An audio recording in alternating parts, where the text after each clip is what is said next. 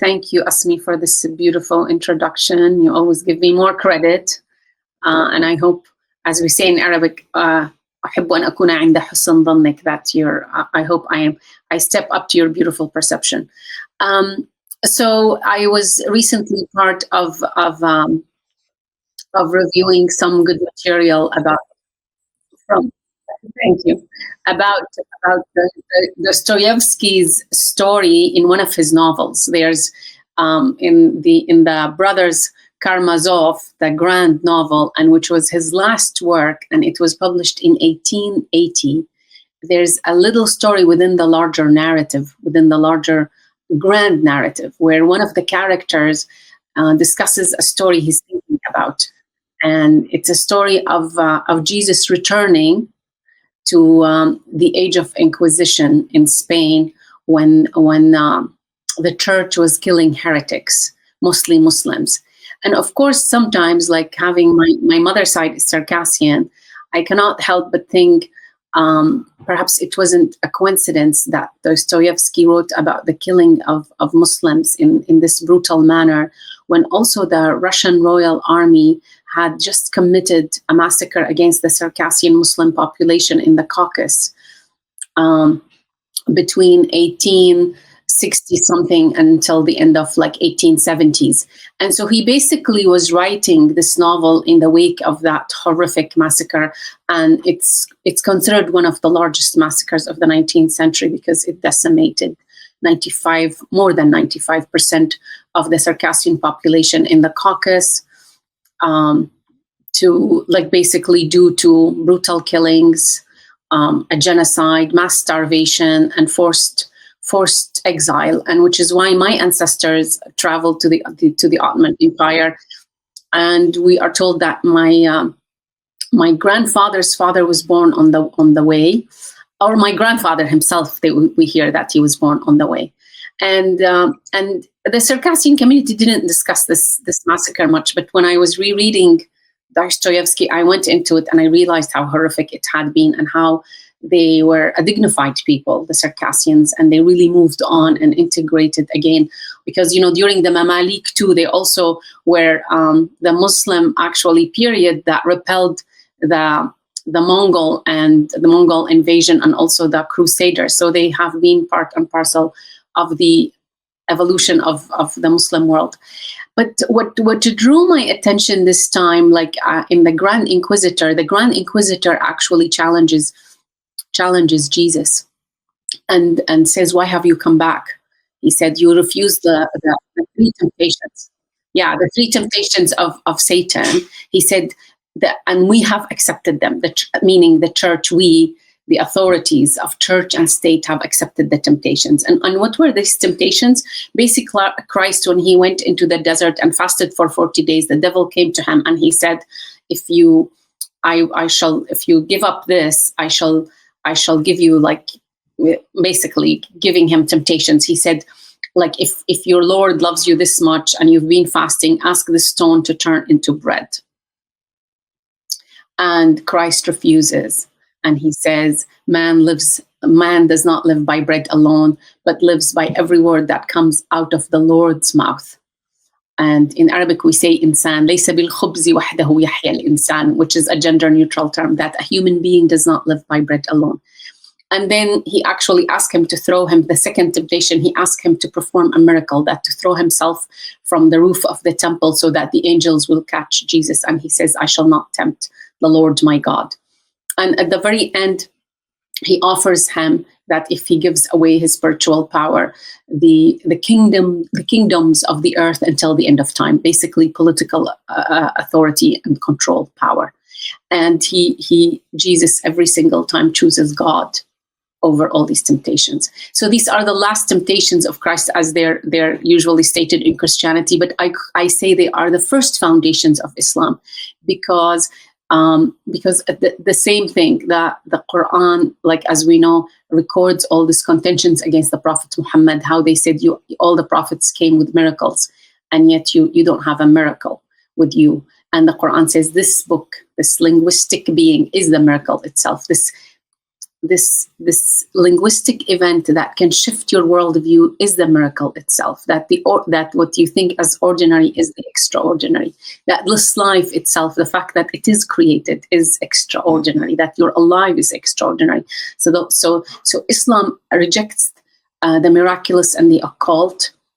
Islam also holds on to fasting as a way of affirming the superiority or the ascendancy of God's spirit within us over the need for material subsistence. And therefore, like, it's as if we've taken the torch, Jesus gives us the torch, and we're like saying to Satan, we don't live by bread alone, which is a political weapon when you think about it, that is waved in front of societies that you'll starve. And we're seeing now in Gaza too, or in other contexts in which survival is waved against people to subjugate them and to subdue them. And the last one is political power. And we all know that when the Prophet was given to become the ruler of Arabia, to stop his call for Islam, he said, لو وضعوا الشمس في يميني والقمر في يساري ما تركت هذا الأمر. That if they put the moon in my right hand and the sun in my left hand, I shall not stop this call. And we all know that Jesus actually did perform miracles and multiplied loaves of bread that could feed like tons of, like, multitudes of people. And we know that he cured the sick, resurrected the dead. But the moment when this is placed above God, this attachment to worldly phenomena, that the prophets always choose God and the spirit within us. And so and the Prophet also became a ruler of Medina. So it's a relationship to all these things rather than rejecting of bread or political authority.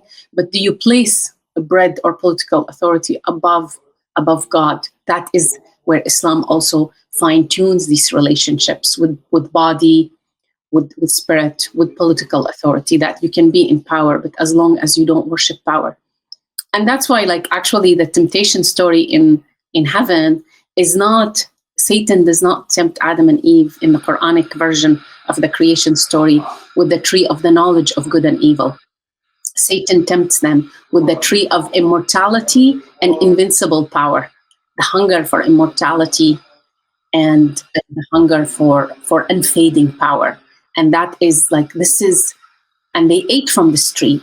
So when you think about it, we, humanity, the children of Adam, Bani Adam, children of Adam and Eve, we are afflicted with this hunger for immortality and unfading power. So therefore, when we fast, when we think, we reposition ourselves vis-a-vis political power, all these things, we are renegotiating the sin of having eaten from the tree, and reposition ourselves again above Satan's temptations to Christ, to Adam and Eve. Yeah, we do live in an age of temptation. And I think it is, to me, this is something that we need to revisit the Quran to understand better, because the power of Satan in the Quran is not coercion, or, he doesn't come in the Quran with pitchforks and rods of fire. He actually comes with seduction, ighwa in Arabic. And when he challenges God, he says, I shall tempt them all to come to hell. لَأُغْوِيَنَّهُمْ أَجْمَعِينَ. So the power of Satan is the power of temptation. And that's why there's that parallel and continuity between Christianity and Islam, that temptation is also a form of coercion. And the reason it is perhaps more dangerous than brutal subjugation of the body is that because instead of just subjugating the body where the spirit remains defiant, you are actually like enslaving the interiority. As the Irish critic Terry Eggleton says, that colonialism is in our age is not the occupation of external landscapes, but it is the occupation of our interior subjectivities, where that which we like, desire, find beautiful aligns to the interest of those in power. So temptation in that sense becomes something that we need to dissect also politically as well, because our subjectivities become very much involved in thinking that we are choosing something ourselves when it is actually against our well-being. And so therefore, we need this kind of like little dissection how temptation works and why it is a form of coercion. Because when people are tempted, like they're being tempted by another subjectivity that convinces them that this is good for you. So the person feels they are exercising their spiritual freedom or their moral freedom, or that they're choosing, they're free. And which is why we need to discuss also the notion of freedom that has been completely a paradigm shift between Western modernity and Eastern religions, whether it's Islam or Buddhism or Christianity, where freedom is defined through the notion or the concept of being free from desire. That Buddha's Four Noble Truths is actually the cessation of desire is the path towards freedom. The same thing in Islam is that we have been given the two paths, and then like we are asked to choose. And this is precisely what happens in the story of the Grand Inquisitor, because the Grand Inquisitor tells Jesus, "Go back, I hate you, don't ever come back." He says, because we made the deal with the devil. We have accepted bread. We give bread to people and take away their freedom. He said, you placed upon them a burden of moral choice that they cannot endure. People want safety and pre-made choices, and they would give up away their freedom in order to choose bread. And this, of course, like I'm sitting and I'm reminded of the verse, in Surah Al-Ahzab, verse 72, إِنَّا عَرَضْنَا الْأَمَانَةَ عَلَى السَّمَاوَاتِ وَالْأَرْضِ وَالْجِبَالِ فَأَبَيْنَ أَنْ يَحْمِلْنَهَا وَأَشْفَقْنَ مِنْهَا وَحَمَلَهَا الْإِنسَانُ إِنَّهُ كَانَ ظَلُومًا جَهُولًا. That we have offered the trust or the responsibility, amana, the trust to heavens and earth and mountains, and they all refused to undertake it or to take this burden, for they had mercy for themselves. But humanity took it upon itself, or for human beings are arrogant and ignorant. ظلوما جهولا, arrogant and ignorant. Yes, but so the burden has been placed on us, and so many times with temptation we want to give it away to external authority, and that's why it has these temptations with Christ and these foundations of Islam about Tawheed, the unity of God and worshiping nothing but God. It's a way to affirm that we have willingly chosen this freedom, and this freedom is not easy. It's not simple. It's something like to think about and to exercise, because we easily give it away. Like when we see the tree of immortality or power, or when we have fears, when we look at all mistakes, big or small, we've committed in our lives, when we go deep into it, we realize that we thought we could fill a gap or a void with something external to ourselves. And that's why the idea of the burden is connected to also the Khalifa notion, that God placed us as his deputies on earth, that we have the Spirit of God within, and nothing comes above that. So when we seek comfort or satisfaction or power externally, as Satan convinced Adam and Eve that there's something outside yourselves, even though God said that I blew my spirit into Adam and Eve, therefore prostrate in front of them. I mean, what bigger thing do you need than that, when the entire universe bowed down to this new creation?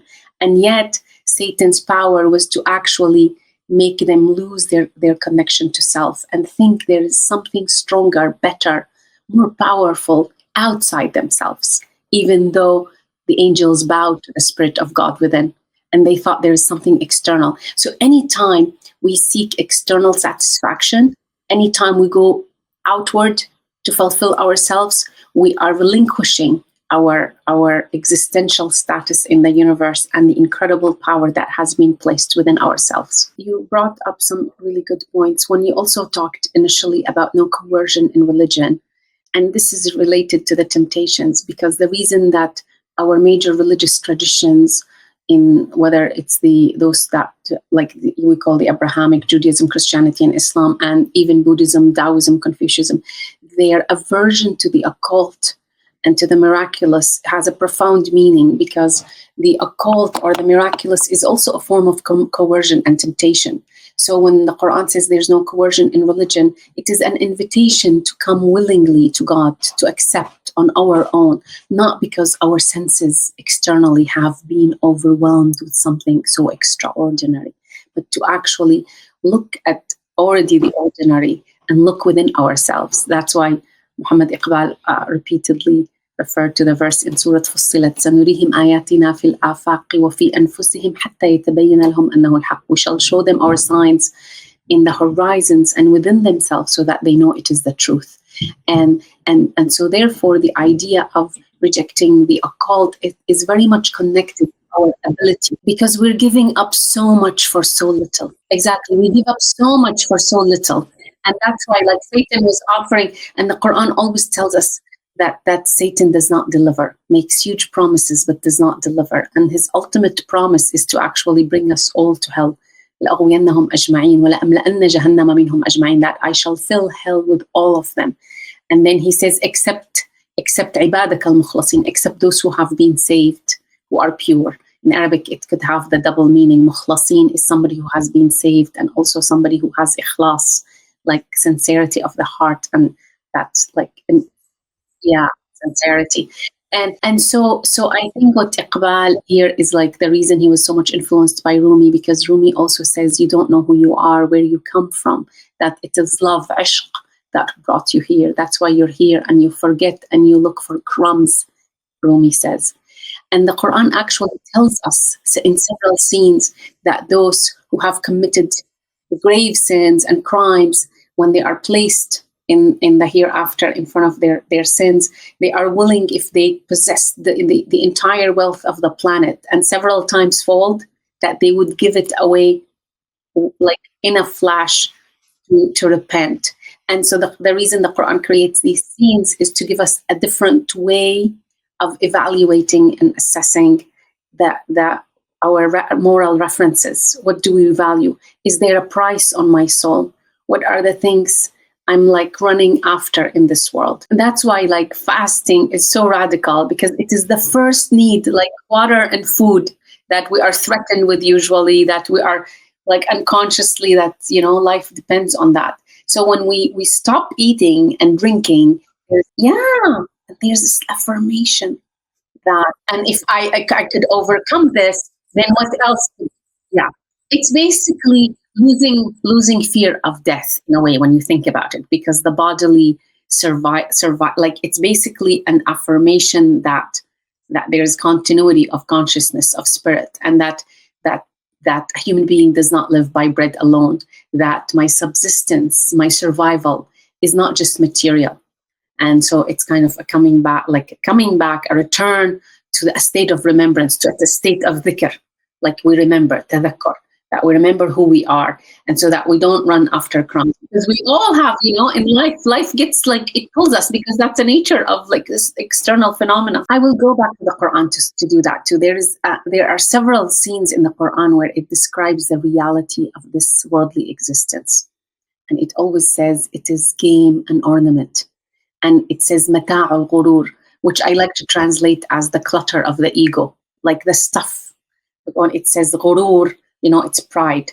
So, and it says the mata' al-ghurur, that's the stuff of pride, like this dunya. But so it's the clutter and the garbage. You know, sometimes I say it's all clutter. Some of it is expensive, some of it is cheap, but at the end, it's all clutter, really. And so it's like in Surah Al-Hadid, I even got like today, before, as we were preparing, I got the in Surah Al-Hadid, the Surah of Iron, verse 20, it says, اعلموا أنما الحياة الدنيا لعب ولهو وزينة وتفاخر بينكم وتكاثر في الأموال والأولاد كمثل غيث أعجب الكفار نباته ثم يهيج فتراه مصفرا ثم يكون حطاما وفي الآخرة عذاب شديد ومغفرة من الله ورضوان وما الحياة الدنيا إلا متاع الغرور. And I got Yusuf Ali's translation here, because this is the nature of our worldly existence. Once we know what it is, we can reposition ourselves to this reality, so that we get to exercise our position, we exercise our moral freedom, our spiritual freedom, and know that we have been placed in a very special kind of existential position that we tend to forget. And as Rumi said, he says, you know, you're running around like a beggar after some crumbs, when God has placed you beside him near the throne and made the angels bow to you. How do you forget that? And so here in the translation, it says, اعلموا أنما الحياة. It's the word "alamu" is very important here. It's not اعرفوا. Like it's not ma'rifa. Ilm has to do with science, even deeper knowledge. So it says i'lamu, like have this deeper knowledge that that life of this world is but play and amusement or entertainment. It could also be translated. Pomp and mutual boasting. Pomp, it could be, we could say like in ornament and boasting of our external, like possessions. Mutual boasting and this competition, what that mutual boasting amongst you, and multiplying and in rivalry, in increasing, like I have more than you, I'm more knowledgeable, I'm no, I have, like this constant. So like God here is telling us exactly like what dunya is. Dunya is this, it says.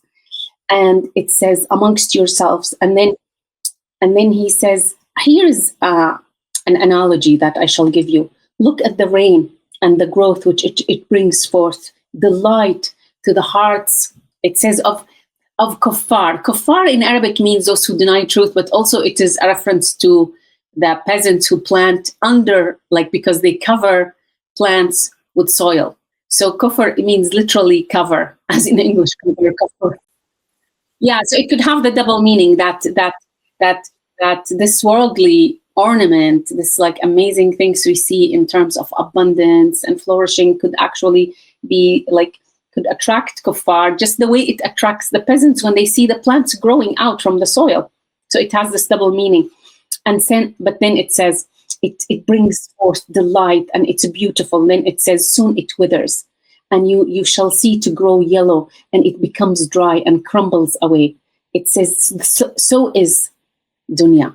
And therefore, in the hereafter, there's penalty that is severe for those who commit sin, and incredible or profound forgiveness from Allah, and good pleasure for those who were devoted to truth.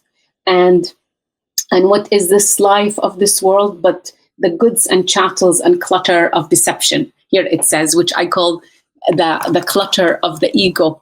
And so really this verse, I find, it is a liberating verse, because it shows you what life is, and that it's basically a game. And it says, enter it, but remember the rules of the game and how it's played, and don't get, like when we sometimes play a video game or watching a movie, we get lost in it.